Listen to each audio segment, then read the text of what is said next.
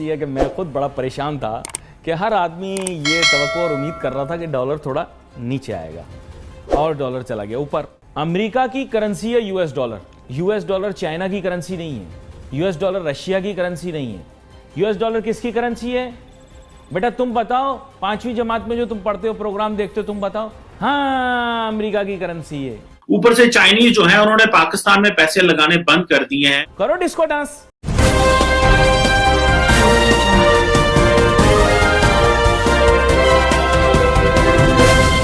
बात कुछ ऐसी है कि मैं खुद बड़ा परेशान था कि हर आदमी ये तवक्को और उम्मीद कर रहा था कि डॉलर थोड़ा नीचे आएगा, और डॉलर चला गया ऊपर। अब इसकी वजह पूछते हैं मुझसे। मेहमान का तारुफ कराने से पहले आप बता दूं, इसकी वजह ये है कि आपने अमेरिका से बिगाड़ ली। क्लियर कट बात बता रहा हूं आपको। अमेरिका की करेंसी है US dollar. US dollar China की करेंसी नहीं है, यूएस डॉलर रशिया की करेंसी नहीं है। यूएस डॉलर किसकी करेंसी है? बेटा तुम बताओ, 5वीं जमात में जो तुम पढ़ते हो, प्रोग्राम देखते हो, तुम बताओ। हाँ, अमेरिका की करेंसी है। बिल्कुल सही जवाब, बिल्कुल सही जवाब। ये अब आपको ये समझना है कि जब आप अमेरिका से बिगाड़ोगे तो वो आपकी क्या करेगा? तो ये करेगा जो हो रही है आपकी। सही है। अब आपने बिगाड़ लिया अमेरिका से, आप उस्ताद बन रहे हैं, बोल रहे हैं हम नहीं करेंगे, हम यूं नहीं करेंगे, हम फाते काबुल हैं, हम यूं कर लिया। अब नतीजा भुगतो। खरीदना फिर पेट्रोल 250 रुपए का। करो डिस्को डांस। पेट्रोल खरीदते हुए ना, जब वो डाल रहा हो ना पेट्रोल, तो उसको बोलना नहीं हम नहीं डलवाएंगे। बिल्कुल जैसे अमेरिका को बोला था ना, नहीं हम नहीं करेंगे।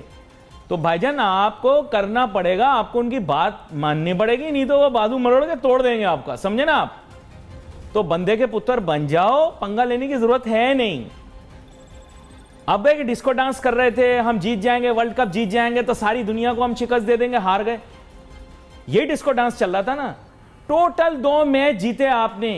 इमरान खान साहब तो हमें कहते थे कि बस मुझे पावर में आने दो और 2 से तुम देखना 100 दिनों में मैं क्या कर दूंगा, और फिर साल 2 सालों में पाकिस्तान की तकदीर बदल के रख देंगे। लेकिन इमरान खान साहब के जो फाइनेंस मिनिस्टर हैं, जो फाइनेंस के एडवाइजर हैं उनके इस वक्त, शौकत तरीन साहब, वो कल कराची में एक बात कह रहे थे कि पाकिस्तान को 20 से 30 साल चाहिए तरक्की करने के लिए, और कहा जी कि अगर हम इसी तरह ग्रोथ करते रहे। अब इसी तरह ग्रोथ करने से क्या मुराद है कि अगर हम 2% से ग्रो करते रहे, अगर 2% जीडीपी ग्रोथ रेट है हमारा, या 3% है, या अभी कह रहे हैं कि 4% चला जाएगा, तो अगर 3 से 4% पे ग्रो करेंगे तो जितनी हमारी आबादी हो रही है अगले 20 सालों में, हमने जो एक बड़ा मार्क 25 करोड़ 30 करोड़ पे हमने पहुंच जाना है। 25 करोड़ तो ऑलरेडी हम हैं, जो 30 करोड़ का हमने मार्क अचीव करना है अगले थोड़े सालों में ही, और हमें लाखों नौकरियां हर जो है वो साल चाहिए। तो इस ग्रोथ, इससे हम कैसे ऊपर जाएंगे? सो इससे मुराद ये है कि जो पाकिस्तान की जो फॉरेन डायरेक्ट इन्वेस्टमेंट है वो तो बड़ी कम है। कहा जाता है कि जो इकोनॉमिक फंडामेंटल्स होते हैं जो सस्टेनेबल ग्रोथ के लिए और डेवलपमेंट के लिए, वो पाकिस्तान में नहीं है। और मैं पाकिस्तान के एनर्जी मिनिस्टर को सुन रहा था, और पाकिस्तान के एनर्जी मिनिस्टर ने बड़ा खुल्लम खुल्ला कहा। उन्होंने कहा जी पाकिस्तान में इस वक्त जो गैस का बहरान इतना शदीद होगा इस दफा कि आपको जो घर के लोग हैं, घरों में जो इस्तेमाल करते हैं गैस, उनको गैस सिर्फ दोपहर को, सुबह और शाम को मिलेगी। मतलब वो बस चाय, थोड़ा थोड़ा नाश्ता खाना बना लो और उसके बाद आप लोगों को गैस मुहैया नहीं की जाएगी।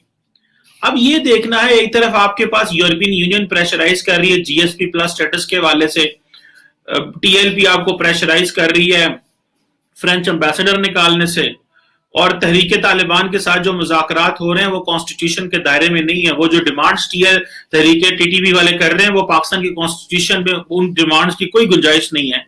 तो हम फॉरेन इन्वेस्टर को किस तरह लेके आएंगे यहाँ पे, और कैसे कहेंगे? आईएमएफ हमारी बात नहीं मान रही, और वो कह रही है कि हाँ जो स्टेट बैंक ऑफ पाकिस्तान है हम उनको ऑटोनॉमी नहीं दे सकते। वो स्टेट बैंक ऑफ पाकिस्तान वैसे ही काम करेगा जिस तरह आईएमएफ कहेगा। स्टेट बैंक ऑफ पाकिस्तान अपनी मदद आपके तहत काम नहीं कर सकता, वो अपना प्लान तैयार नहीं कर सकता पाकिस्तान के लिए।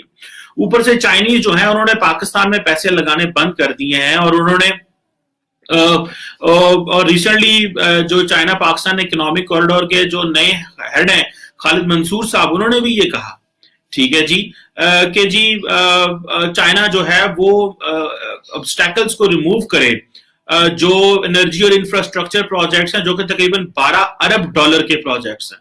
अब ये बेसिकली उन्होंने खत लिखे हैं चाइनीज को और कहा है कि जनाब जो चाइना की एक नेशनल डेवलपमेंट रिफॉर्म कमीशन को खत गए हैं और कहा गया है कि जनाब ये बैरियर्स को रिमूव करें। अब वो क्या कहते हैं, वो कहेंगे हम क्यों रिमूव करें, आप भी अपने हिस्से का शेयर डालें।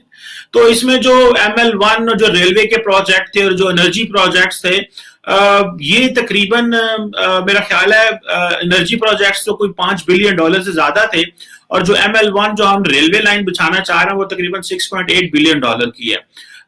और उन्होंने मेरा ख्याल है कि इस हवाले से नो ही कही हुई है फिलहाल, इसमें कोई ब्रेक थ्रू नहीं है। पाकिस्तान हम उन्हें खत लिखे और वो खत का जवाब चाइनीज नहीं दे रहे। चाइनीज सारी बात है वो अपनी 2+2=4 कैलकुलेशन करते हैं, उनको आपसे क्या गर्ज है। माजी में जो उन्होंने CPEC को बनाना था, BRI में आपकी सपोर्ट चाहिए थी, वो उन्होंने ले ली।